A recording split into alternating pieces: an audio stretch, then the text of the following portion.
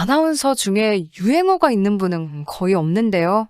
60초 후에 뵙겠습니다라는 유행어를 만들어낸 김성주는 쇼 오락 프로그램을 넘어 스포츠 등 다양한 프로그램을 진행하고 있기도 하죠. 또한 국가적 행사인 올림픽이나 월드컵도 그의 단골 무대이기도 한데요. 그만큼 그는 대중에게 가장 친숙하며 깔끔한 진행이 인상적이기도 합니다. 현재는 프리랜서로 활발한 활동을 하고 있지만 예전 MBC를 퇴사했을 당시에는 많은 어려움이 있었다고 하죠. 방송국에 소속되어 있는 아나운서 중에서 김성주만큼 파란만장한 인생을 살고 있는 사람도 없을 겁니다. 그러나 이러한 모습에도 여전히 과거 좋지 않은 여론이 형성되어 있는데요. 대체 김성주는 무슨 이유 때문에 구설수에 오르게 된 것일까요? 김성주는 대학원을 졸업한 이후 MBC에 응시를 하지만 계속해서 떨어집니다.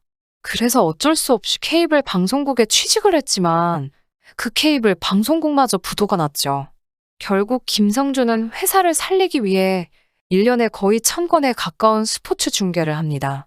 축구, 야구, 배구, 핸드볼 등 가리는 종목이 없었죠. 그러다가 아내인 진수정의 응원과 지원을 받아서 1999년에 MBC 공채 시험에 합격합니다. 아마 시험 성적보다는 케이블 TV에서의 김성주의 수많은 경험 덕분에 합격하지 않았나 생각합니다. 결국 화가 복이 된 케이스였던 것이죠. 그리고 김성주는 2002년 한일 월드컵 때 우연히 차범근과 함께 중계를 하게 되었는데요. 우리나라 경기가 아닌 다른 나라 경기였습니다. 원래 입사 3년 차 아나운서에게 이런 큰 경기는 맡기지 않지만 당시 캐스터가 급한 일이 있어서 대타로 투입된 것이었습니다. 이때에도 케이블 방송사에서의 무수히 많은 경험이 밑바탕이 되었던 거죠.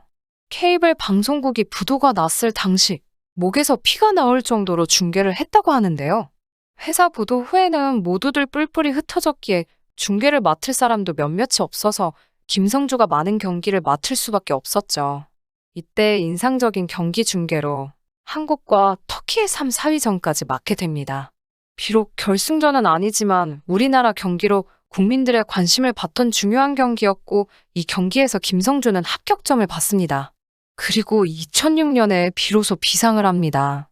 2006년 월드컵에 차범근, 차두리 부자와 함께 월드컵 중계를 맡았고 당시에 큰 화제가 되었죠. 김성주의 인기 역시 덩달아 급상승합니다. 하지만 인기가 너무 좋았기 때문일까요? 김성주는 2007년 갑자기 프리 선언을 하면서 MBC를 퇴사합니다. 자신의 진행 능력을 믿고 나가기만 하면 유재석, 강호동, 신동엽, 이경규 이상의 인기를 끌고 돈을 벌 수 있다는 생각 때문이었습니다. 본사 간판 아나운서의 갑작스러운 퇴사에 격노한 MBC는 김성주를 MBC에서 출연 정지를 시켜버렸죠. 당시 김성주 외에도 수많은 인기 아나운서들이 잇따라 퇴직하면서 프리 선언을 합니다. 아나테이너 열풍이 불었고 여자 아나운서인 강수정 등도 퇴사합니다. 퇴사와 함께 모든 방송에서 하차하게 된 김성주는 이후 1년 이상 방송 자체를 쉬게 되었습니다. 본인 말로는 처음에는 지친 심신을 쉬면서 좋았지만 몇 개월이 지난 후에는 아침에 눈을 뜨기 싫을 정도로 힘들었다고 합니다. 이때 김성주는 상반되는 논조의 신문 2개를 처음부터 끝까지 정독하거나 서울에서 경주를 왕복해서 드라이브하는 등 열심히 복귀를 위한 준비를 했다고 합니다. 당시 다른 방송국에서 부르는 곳이 있었기에 좀 더 일찍 복귀할 수도 있었지만 복귀 방송은 어떻게든 MBC에서 하고 싶었다고 하죠. 참고로 김성주의 경우는 출연 금지 자체보다는 대체 불가능한 MBC 간판 취급받던 아나운서가 딱히 전조도 없이 갑작스레 프리 선언을 한 탓에 MBC 내부적으로 괘씸죄가 적용되어 큰 소란으로 불거진 특이 케이스였습니다. 사내 여론도 안 좋다 보니 MBC가 고의적으로 두고 보면서 일을 키운 것도 있지만요. 보통 뉴스가 아닌 예능에만 내돌려지면서 아나운서국에서 반쯤 왕따가 된다거나 몰래 행사나 사업 등에 투잡을 뛰다가 걸린다거나 하면서 조만간 나갈 사람이구나라고 예상이 되는 다른 아나운서들과 달리 김성주는 이 둘 어느 쪽에도 해당되지 않았기에 더욱 타격이 심했죠. 또한 이 시기 김성주가 욕을 많이 먹게 된 데는 이유가 있었습니다. 그동안 프리 선언을 한 아나운서들은 대부분 매니지먼트사와 계약 없이 혈혈단신으로 프리 활동을 시작하는 것과는 달리 거대 기획사이던 팬텀 엔터테인먼트와 계약을 체결했던 것이었죠. 웬만한 거물 연예인급의 계약금인 5억 원과 BMW 승용차를 계약 선물로 받았더라는 보도가 나오면서 돈에 의해 움직였다라는 모양새가 돼버려서 돈 때문에 회사에 대한 의리를 저버렸다는 이미지가 떠돌았습니다. 이후 무릎팍도사의 출연에 위소문은 과장되었다고 해명했으나 승용차를 받은 것에 대해서는 인정을 하기도 했습니다. 당시 팬텀 엔터테인먼트는 황금어장에 함께 출연했던 강호동의 소속사였습니다.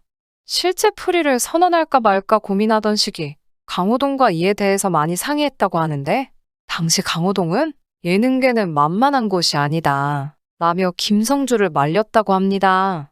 또한 프리 선언 이후 힘들던 시기 강호동은 본인을 여기저기 방송 관계자나 방송인들이 있던 자리에 불러주며 챙겨주었다고 합니다.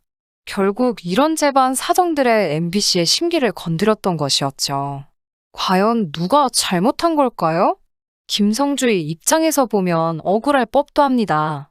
같은 프로그램을 진행하더라도 유재석, 강호동 등의 출연료는 수백만 원, 수천만 원인 반면 방송국 소속의 아나운서들은 따로 월급을 받기는 하나 겨우 몇만 원 받는 것이 고작입니다. 하지만 MBC 입장 역시 이해할 만합니다.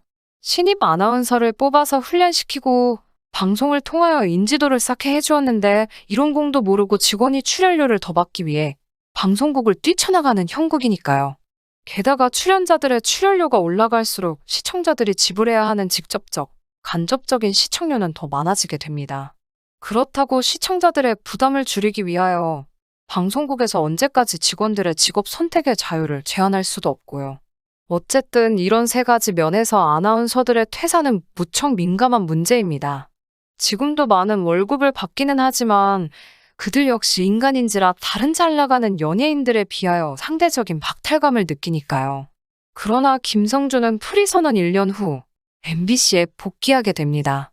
당시 MBC는 파업 중이었기 때문에 정상적인 올림픽 중계를 위해서는 인력이 부족했는데요. 이 상황에서 김성주가 MBC 2012 런던 올림픽 개막식 축구 수영 종목 중계 캐스터를 맡으며 화려하게 스포츠 캐스터로도 복귀했던 것이죠. 이때 파업 중인 동료들을 저버린 배신자라는 비판도 있었습니다. 신동진 아나운서가 후에 김성주에 대해 말하기를 동료들이 피눈물을 흘리고 있는 그 상황에 김성주는 사측에 힘을 실어준 것입니다. 김성주가 회사의 공백을 채워줌으로써 파업을 더 어렵게 만든 측면은 부인할 수 없습니다. 라고 말합니다. 당시 김성주가 올림픽에서 방송을 하고 있는 모습을 본 노조원들은 가슴이 찢기는 듯한 기분이었으며 분노를 느끼기도 하고 눈물을 흘린 노조원도 있었다고 합니다. 그리고 김성주는 올림픽을 발판으로 그 후 승승장구한 반면 노조원들은 여기저기 쫓겨다니고 비참한 생활들을 했으며 지금 보더라도 당시의 김성주의 행보는 결코 옳은 선택으로 보이지 않는다고 김성주를 비판했습니다. 당시 파업으로 인해 캐스터가 모자란 상황에서 중요한 역할을 하게 된 김성주는 아빠 어디가, 복면가왕 등에 출연하면서 큰 인기를 얻게 되었죠. 이러한 그의 모습을 두고 여전히 그의 과거에 대해 갑론을박이 일어나고 있습니다. 부디 높은 위치에 있는 만큼 후배들에게 귀감이 되는 선배가 되었으면 좋겠습니다. 시청해 주셔서 감사합니다. 구독, 좋아요, 알림 설정 부탁드리겠습니다. 좋은 하루 보내세요.